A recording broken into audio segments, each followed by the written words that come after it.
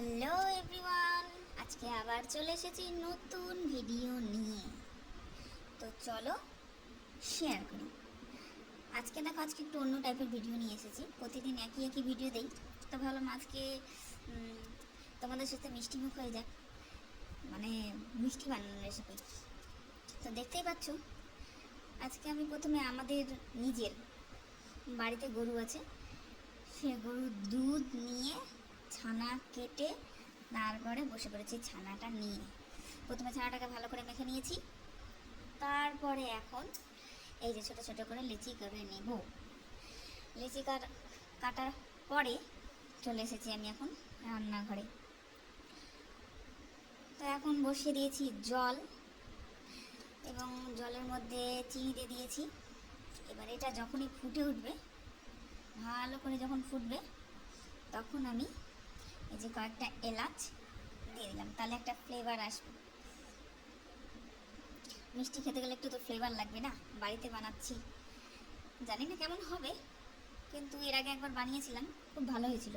আর আমাকে বাড়ির নিজের হাতে তৈরি মিষ্টিটা আমাকে বেশি ভালো লাগে। দোকানের মিষ্টি আমি যদিও অত পছন্দ করি না, আমি মিষ্টি অত খাইও না, কিন্তু বাড়িতে যদি বানাই আমি একটু চিনিটা কম দিই, আমার বেশি মিষ্টি ভালো লাগে না, তাই বাড়িতে বানাই অল্প একটু, মানে একটু মিষ্টি কম দেই, আমাকে ওটাই ভালো লাগে। তারপরে এখন গোল গোল করা জিনিসটাকে দিয়ে দিলাম। দেখবে এখন কিছুক্ষণ পরে ভেসে উঠবে একাই।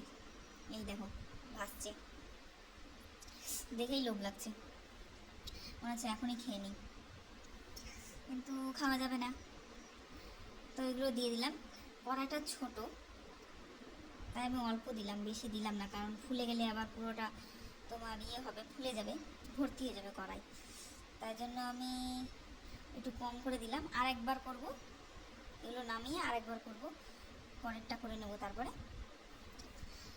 তো তোমাদের কার কার বাড়ির তৈরি মিষ্টিটা বেশি ভালো লাগে আমাকে কমেন্টে জানাবে। এ দেখো মিষ্টিগুলো আমার বেশ ফুলে উঠেছে।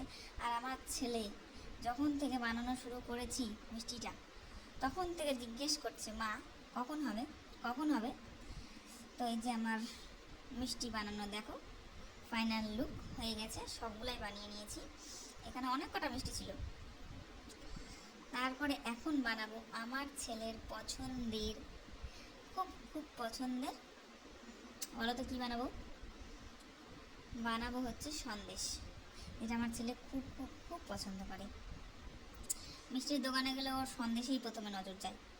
তো ভাবলাম আরও যেগুলো দুধ আছে ওগুলো দিয়ে একটু সন্দেশ বানিয়ে দিই, বেচারা খাবে।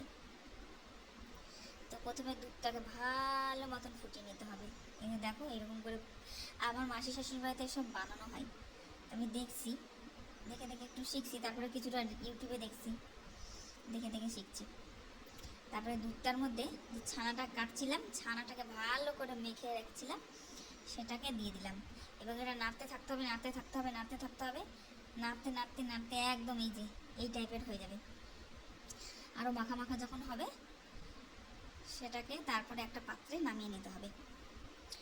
নামিয়ে নিয়ে একটু ঠান্ডা করে কিংবা ফ্রিজে রেখে শেপ দিয়ে দিলেই তৈরি সন্দেশ। Bye bye, tata.